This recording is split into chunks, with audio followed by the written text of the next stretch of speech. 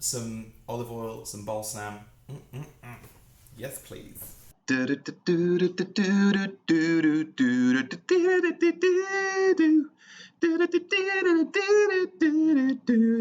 Baking with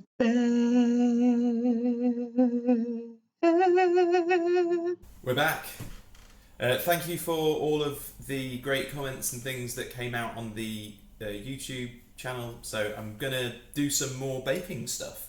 Today we're making baguettes, the great French bread, the great long batard, not batard, a French stick, and they're going to be yeasted, and they're going to be great, and they're going to taste amazing.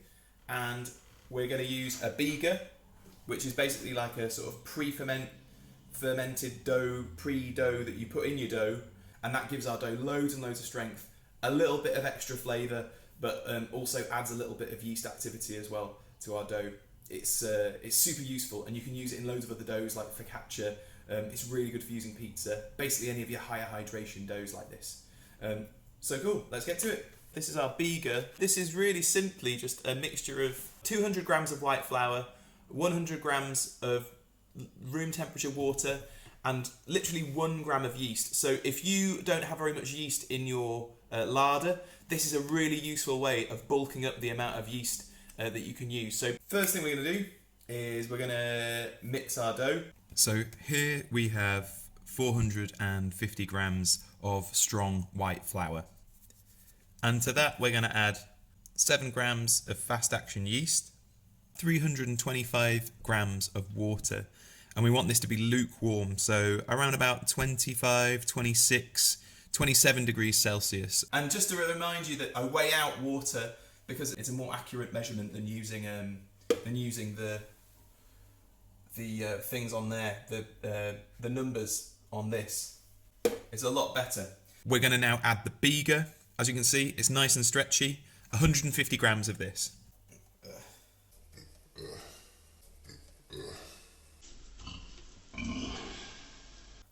And as you can see, it's super stretchy, and all that strength is going to go straight into our loaf. So without us having to do any kneading or anything, we've already built up loads of gluten strength. Like you can see, it's like an absolute web of like stuff, a big interconnected network of goo. Okay, so next stop is mixing town. Toot toot, all aboard. So this is all of our ingredients in the bowl. I'm going to start by mixing. I'm going to go with the claw technique, which is the scrunchy claw technique.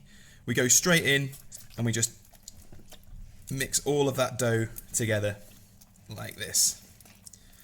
Don't afraid to be strong with this. You can really break it up, really get your hands in. It's time to get a bit mucky, and that's fine. Just really go for it. And we're going to carry on mixing this until all of the flour is completely hydrated. Make sure you catch any dry bits that are on the sides of your bowl, and you want to achieve a roughly smooth consistency throughout the dough. So as you can see, the dough is really gluey. Don't be tempted to add any flour at this point. It's a wet mixture, okay? But don't worry, this dough will come together. We're going to stretch and fold it over the next couple of hours, and we're going to build up loads and loads of gluten strength in there. So don't be tempted to add any flour at this point. Scrape the dough off your hands, or if you don't have one of these, you can use a spatula. Just scrape down the sides, work the dough around like that, and we're going to leave this now for 30 minutes. Okay, so we've got 10 grams of salt in here, and that's going straight in. Salt's really useful when we're mixing our dough, because what it does is it strengthens the gluten bonds and makes them a little bit more brittle. So it offers the dough a little bit more structure, which is really useful for us. And we're going to carry on mixing it until we can't feel any of the salt granules on our fingers. Just like I said before in our last video. A proper gooey mitt. That's pretty nice. Make sure that you've pre-prepared a tub with oil in, because otherwise you'll end up having to oil a tub with your left hand.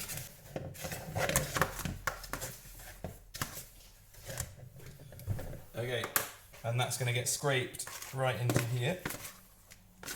And then what we're going to do is pop the bowl back on top. Right then, so last time I left you, we mixed the salt in here and we left it for We left it for half an hour to just do its own thing. So with this dough, we're doing 3 folds every 20 minutes, okay? This is the first fold, and I'll show you what that looks like. Hands down either side of the dough, pick it out as one piece like this, let it hang down either side of your hands, and just dump it back in the bowl, like that. Turn it 90 degrees, hands down either side, picking up the dough like that, allowing it to hang down either side of your hands, and just dumping it back in the bowl. Turning it 90 degrees again, hands down either side of the bowl, allowing it to hang over each side of your hands like this, and then dumping it back in. And we just repeat this, and we're looking for about this level of tightness, where it won't hang that much further over your hands. Pop your bowl back on the top, and then go and do some other stuff. Some fun stuff, or some learning stuff, or some work from home stuff. So another 20 minutes, one more fold, another 20 minutes, and the final fold, and we're good to go. Half an hour later. We take the lid off. This is our dough. It's starting to get nice and bubbly now, which is good. We want it to start showing signs of being bubbly. So plenty of oil on your hands. And then we're going to go in to the bowl either side.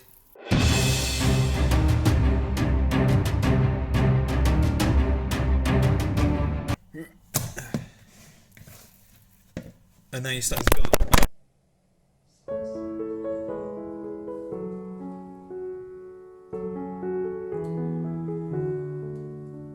Okay, so now it's nice and tight. We're going to leave it there, and we're going to pop a bowl back on top, and we're going to do one final fold on this dough.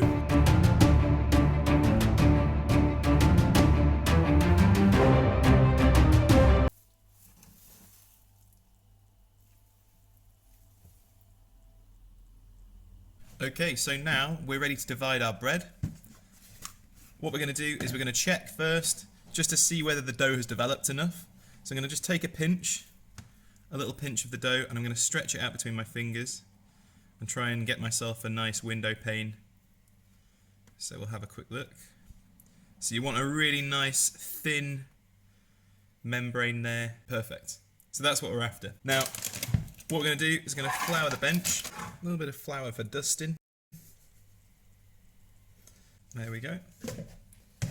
Now it's really important that we divide our dough equally. The reason for that is that if we divide one piece of dough really, really small and one really, really big, then they'll prove at different rates, and we want all of the individual dough pieces to prove at the same time. Okay, so I've divided this dough into 5 equal pieces of about 200 grams, and that should be roughly big enough to fit onto a standard sized baking tray. Make sure your hands are covered in flour. I like to just drench mine in flour like this. Make sure it's back and front. Give it one clap. Plenty of flour on your hands. Then what we're going to do is we're going to just grab this side here, stretch that out, and then fold that over like that. And when I'm pinching this dough, I'm pinching it quite thinly, so pinching it quite far on the edges, just stretching that out and bringing it over. Make sure these seams are pinched up. You want them to make sure that these seams are pinned down. You don't want them to fold back over. If there's too much flour on the base here, they will just fold back over like that. So you want them to have some stickiness, okay? Again, with this side, what we're going to do is just fold that over once like that, and then we're going to just roll this over like this.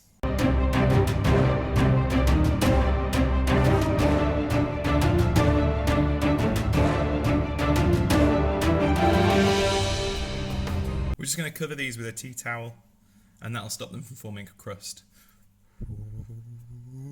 Whilst we're waiting for these bad boys to just prove up, we're going to... Oh, cover yourself up. Just going to show you the importance of having a really, really floury tea towel.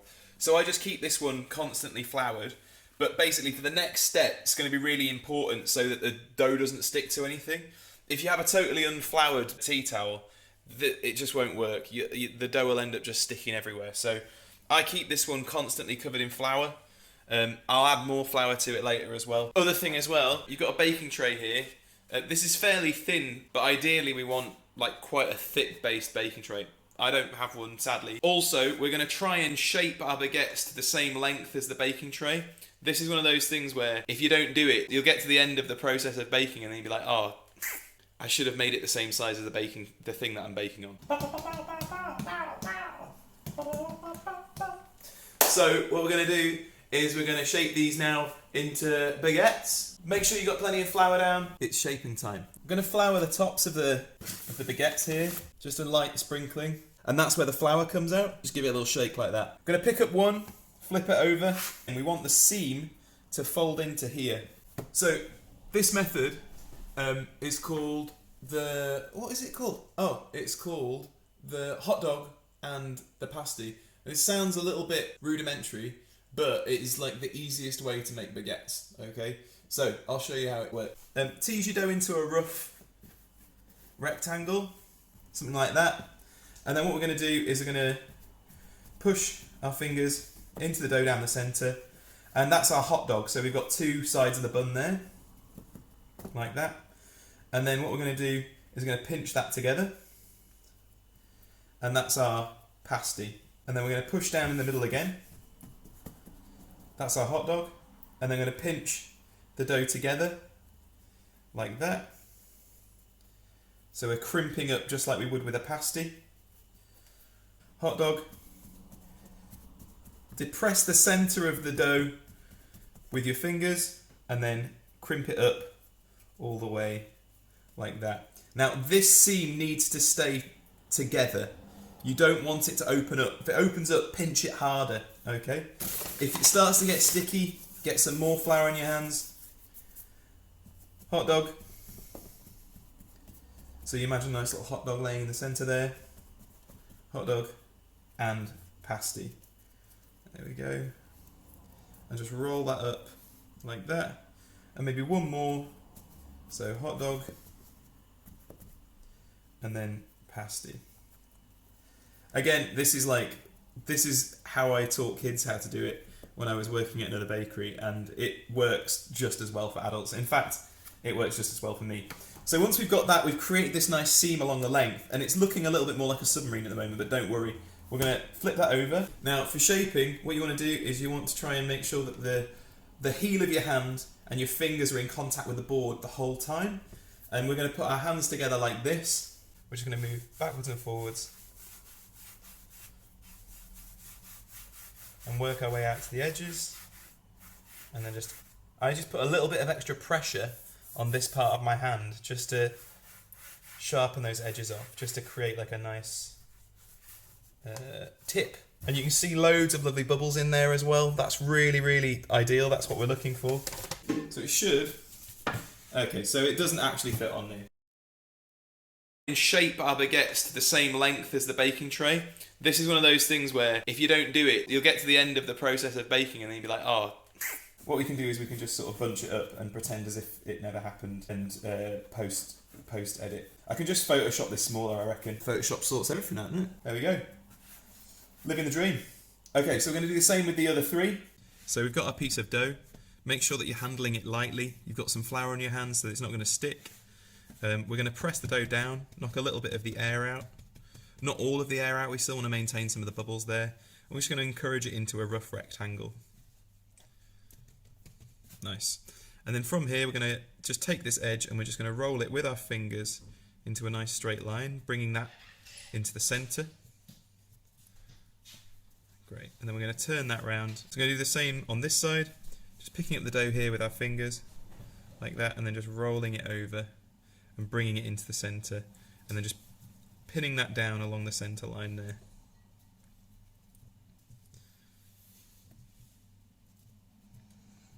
And then this is a super easy method in order to finish off the shaping. We've got a nice line down the centre. So, hot dog, push that down in the centre with our fingertips all the way along. And then pasty, we're just going to pinch the sides of the dough and bring them up to meet each other in the middle like a pasty.